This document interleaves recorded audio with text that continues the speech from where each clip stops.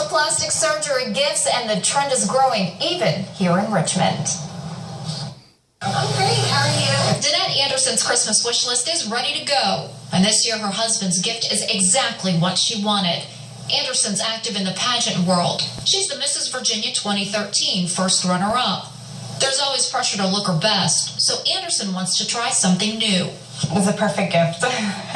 You get tired of the same old bottle of wine or any other gift that you might give somebody, so why not give them a facial peel or a little Botox or a gift certificate? Dr. Bert Sundin has seen a spike in this kind of holiday giving over the past few years, creating a boom in his business and other practices like it.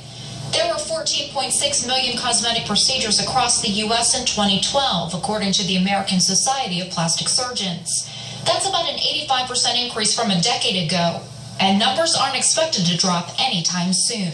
You just get this subtle elevation of the brow. Many treatments like the one Anderson's asking for are non-invasive, but Dr. Sundin says inquiries about everything come in this time of year.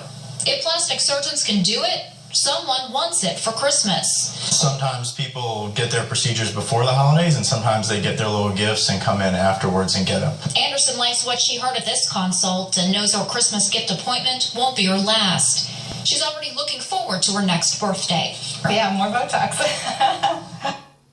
What kind of price tag can you expect? There is a wide range. Injectables like Botox will cost you a few $100s. A breast lift or tummy tuck runs well into the thousands.